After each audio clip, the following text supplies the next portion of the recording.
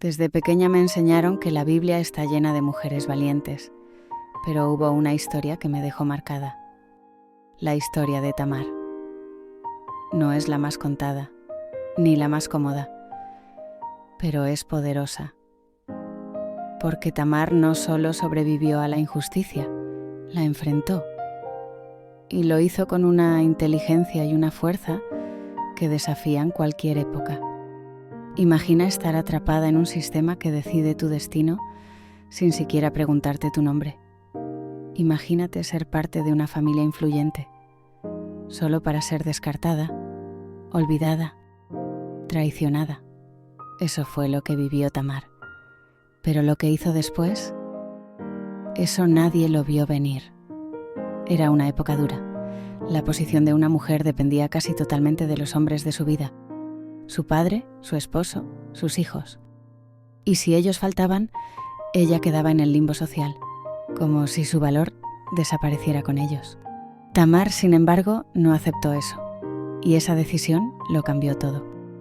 Su historia comienza como muchas otras en la Biblia. Una mujer joven que se casa para asegurar un futuro. Pero lo que parecía ser un camino hacia la estabilidad se convirtió en un sendero de tragedia. Primero, la muerte, luego, el abandono, después, la traición. Pero en cada una de esas etapas, Tamar respondió con una mezcla única de silencio y estrategia. Esta no es solo una historia antigua, es un espejo, un reflejo de todas aquellas veces en las que sentimos que el sistema no está de nuestro lado, que hemos sido ignorados o manipulados. Y es también una prueba de que, incluso en las estructuras más opresivas, puede haber lugar para la resistencia, para el coraje y para la redención. Porque Tamar no solo cambió su destino, cambió la historia entera. Todo comenzó cuando me entregaron en matrimonio al hijo mayor de Judá, un hombre poderoso, respetado, alguien cuyo nombre llevaba peso en su comunidad.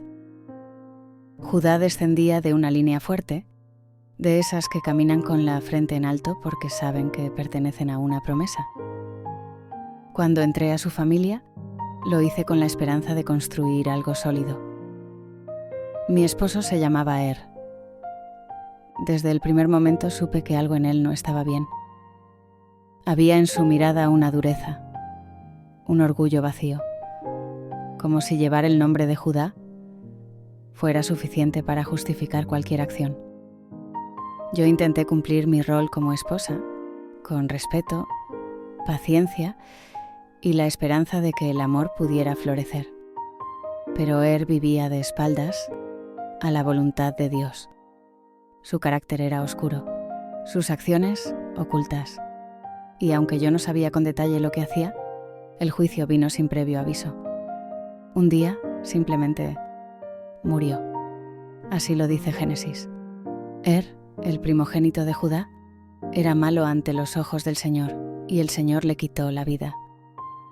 Así quedé viuda, sin hijos, sin protección, en una sociedad donde la maternidad era el único camino hacia el futuro.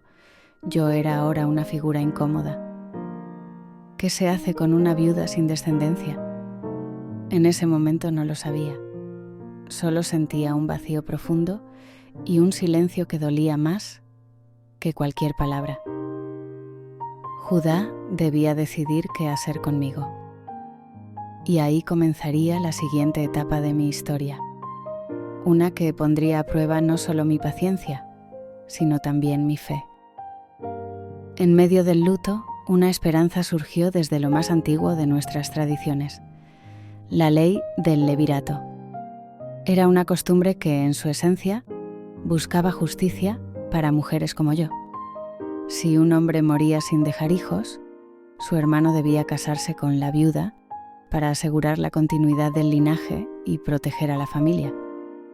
Así fue como Onán, el segundo hijo de Judá, entró en mi vida. Al principio, todo parecía encajar. Era parte del deber familiar, una oportunidad para restaurar lo que se había perdido. Pero Onán no era y tampoco era lo que aparentaba ser. Donde era áspero, Onan era encantador, pero su sonrisa escondía una intención torcida. Aceptó la responsabilidad, sí, pero no el compromiso. Cada vez que se acercaba a mí, lo hacía sabiendo que no quería darme un hijo. Fingía cumplir con la ley, pero en realidad me negaba el derecho a una descendencia. Suena cruel, y lo fue, porque mientras él conservaba su libertad, yo quedaba una vez más atrapada en un limbo de apariencias. Era como vivir en una mentira pactada. Nadie más lo sabía. Nadie veía lo que ocurría en la intimidad. Pero Dios sí. Dios lo ve todo. Y así como antes, el juicio no tardó. Lo que hacía Onan desagradaba al Señor, y el Señor también le quitó la vida. ¿Puedes imaginar lo que sentí? 2 esposos, 2 funerales, la misma promesa rota repetida en bucle. La gente empezaba a murmurar. Algunos me miraban con lástima, otros con sospecha, pero nadie se detenía a pensar en lo que yo estaba viviendo por dentro. Era como si llevara una sombra encima, como si mi sola presencia trajera muerte. Y sin embargo, yo sabía que no era culpa mía. No podía serlo. Había cumplido con todo lo que se esperaba de mí. Pero en una cultura donde la voz de una mujer tenía poco valor, eso no importaba. Entonces Judá habló. Me dijo: vuelve a la casa de tu padre. Espera hasta que mi hijo menor, Sela, sea mayor. Una promesa más, una esperanza más, y aunque una parte de mí quería creer, otra me decía que estaba siendo apartada, silenciosamente descartada. Pero todavía no era el final, ni de mi historia, ni de mi determinación. En medio del luto, una esperanza surgió desde lo más antiguo de nuestras tradiciones. La ley del levirato. Era una costumbre que, en su esencia, buscaba justicia para mujeres como yo. Si un hombre moría sin dejar hijos, su hermano debía casarse con la viuda para asegurar la continuidad del linaje y proteger a la familia. Así fue como Onán, el segundo hijo de Judá, entró en mi vida. Al principio, todo parecía encajar. Era parte del deber familiar, una oportunidad para restaurar lo que se había perdido. Pero Onán no era y tampoco era lo que aparentaba ser. Donde era áspero, Onán era encantador. Pero su sonrisa escondía una intención torcida. Aceptó la responsabilidad, sí, pero no el compromiso. Cada vez que se acercaba a mí, lo hacía sabiendo que no quería darme un hijo. Fingía cumplir con la ley, pero en realidad me negaba el derecho a una descendencia. Suena cruel, y lo fue, porque mientras él conservaba su libertad, yo quedaba una vez más atrapada en un limbo de apariencias. Era como vivir en una mentira pactada. Nadie más lo sabía. Nadie veía lo que ocurría en la intimidad. Pero Dios sí. Dios lo ve todo. Y así como antes, el juicio no tardó. Lo que hacía Onán desagradaba al Señor, y el Señor también le quitó la vida. ¿Puedes imaginar lo que sentí? 2 esposos, 2 funerales, la misma promesa rota repetida en bucle. La gente empezaba a murmurar. Algunos me miraban con lástima, otros con sospecha, pero nadie se detenía a pensar en lo que yo estaba viviendo por dentro. Era como si llevara una sombra encima, como si mi sola presencia trajera muerte. Y sin embargo yo sabía que no era culpa mía. No podía serlo.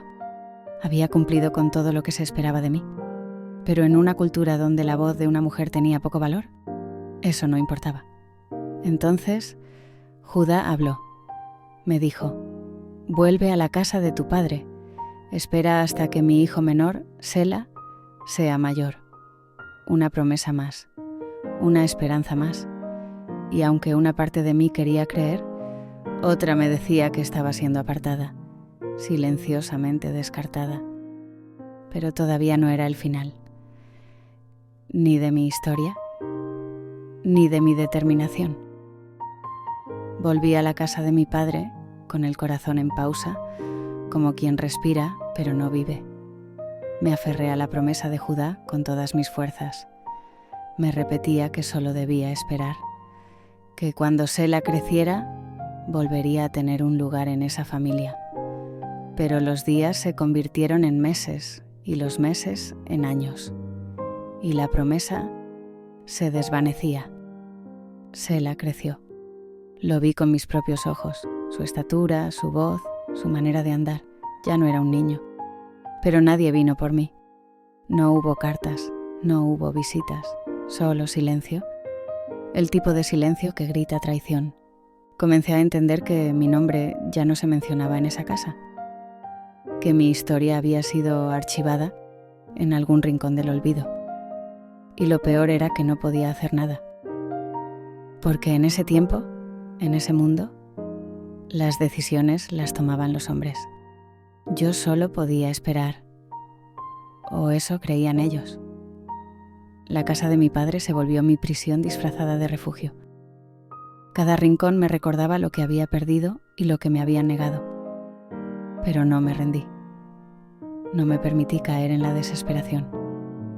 En lugar de eso, comencé a pensar, a planear, porque algo en mí se negó a aceptar que ese era mi final. En el fondo, una voz susurraba, no te han vencido, todavía puedes escribir tu historia.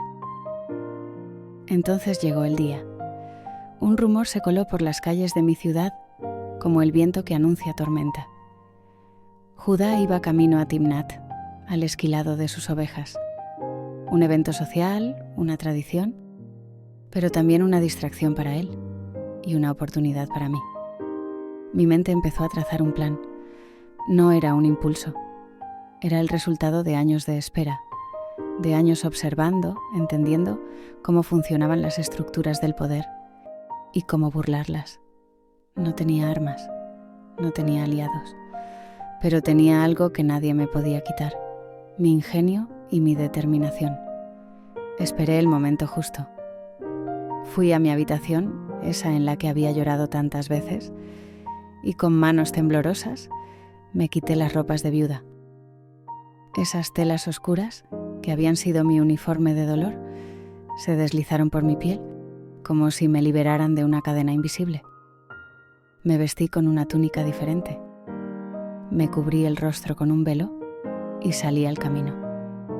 Me senté en una encrucijada, justo por donde sabía que Judá pasaría. Mi corazón latía como un tambor. No por miedo, sino por la certeza de que estaba tomando el control de mi vida. Cuando Judá se acercó, no me reconoció.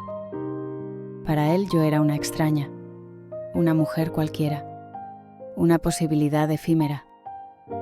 No sabía que estaba a punto de encontrarse con su propia conciencia disfrazada. Se detuvo. Me habló. Sus palabras fueron directas. Su deseo, evidente. Me pidió estar conmigo. Y yo, sin revelar mi rostro ni mi voz real, le pedí algo a cambio. No oro, no una promesa vacía. Le pedí su sello, su cordón y su bastón. Objetos personales, símbolos de su identidad. Él accedió.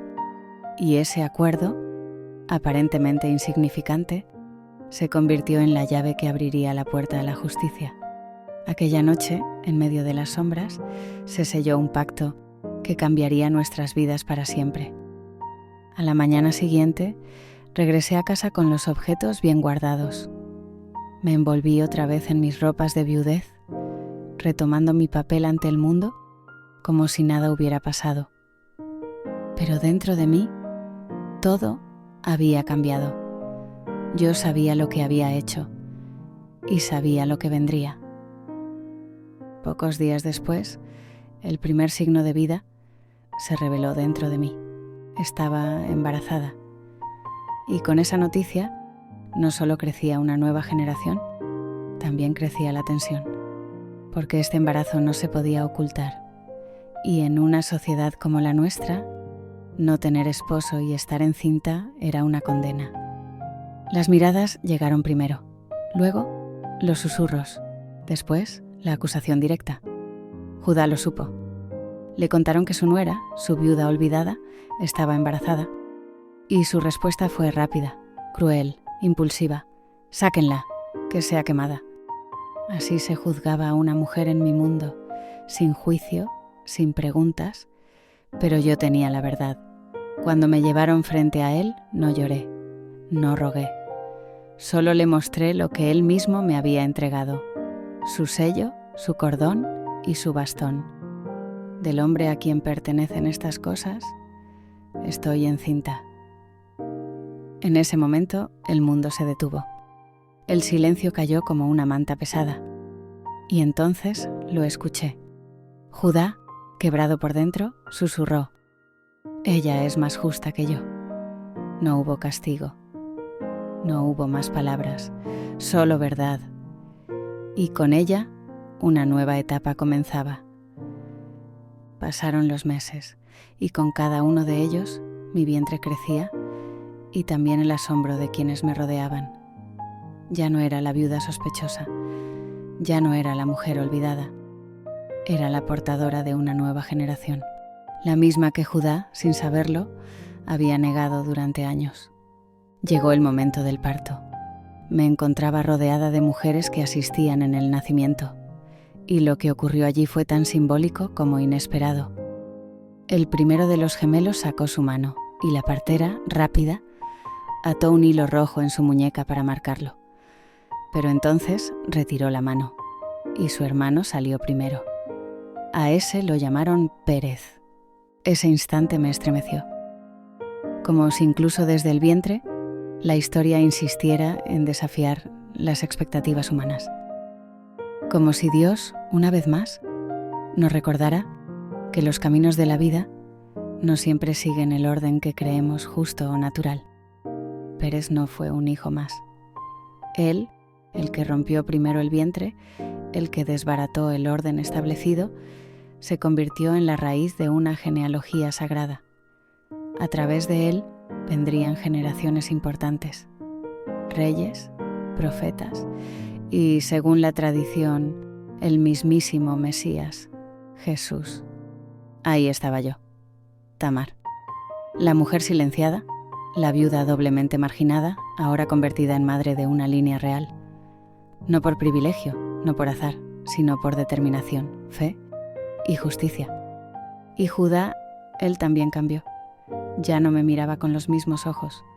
Su silencio era distinto. No era el de quien ignora, sino el de quien reconoce. Se volvió más prudente, más sabio. Y aunque nunca volvió a acercarse a mí como esposo, su respeto era claro. Porque había aprendido. Porque había visto la verdad y la había aceptado. Nuestra historia ya no era solo una crónica familiar. Era una lección viva. Un testimonio de que Dios no se olvida, de que lo que los hombres desechan, Él lo puede redimir y usar para transformar el futuro. Y así, con mis hijos en brazos, no solo comenzaba una nueva etapa para mí, también se abría un nuevo capítulo en la historia de Israel. Desde pequeña me enseñaron que la Biblia está llena de mujeres valientes, pero hubo una historia que me dejó marcada. La historia de Tamar. No es la más contada ni la más cómoda, pero es poderosa. Porque Tamar no solo sobrevivió a la injusticia, la enfrentó y lo hizo con una inteligencia y una fuerza que desafían cualquier época. Que la historia de Tamar no solo nos inspire, sino que nos transforme. Que nuestra vida se convierta en un testimonio vivo de tu misericordia, tu redención y tu amor eterno. Amén. Si este estudio sobre la historia de Tamar te ha inspirado, no olvides suscribirte a nuestro canal y activar las notificaciones para recibir más contenido sobre la Biblia, crecimiento espiritual y enseñanzas de Jesús. Aquí encontrarás reflexiones sobre la vida cristiana, narrativas sagradas y parábolas bíblicas. Únete a nuestra comunidad de seguidores de Cristo mientras exploramos juntos los significados bíblicos y descubrimos nuevas lecciones de vida cristiana. Comparte este video y ayúdanos a difundir la palabra de Dios. Y antes de despedirnos, quiero dejarte con 3 verdades que esta historia sigue enseñándome cada vez que la medito. Primero, Dios no olvida a los que son olvidados. Tamar fue ignorada, silenciada y marginada, pero su historia fue honrada por Dios. Tal vez tú también sientes que nadie ve tu dolor, pero el cielo no está ciego. Dios te ve. Segundo, la justicia divina a veces llega disfrazada de valentía humana. Tamar no se quedó quieta, no esperó pasivamente. Tomó una decisión arriesgada, pero llena de propósito. A veces Dios te llama a actuar aunque tiemblen tus piernas, a confiar aunque parezca locura.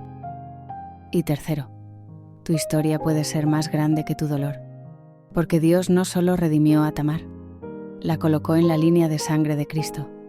Así es el poder del reino. Transforma lo roto en fundamento, lo olvidado en legado. Así que no te rindas, no te calles. Y no te olvides de que, como Tamar, tú también puedes ser parte de una historia mucho más grande de lo que imaginas. Gracias por estar aquí. Que la paz de Dios te acompañe y que su palabra siga iluminando tu caminar.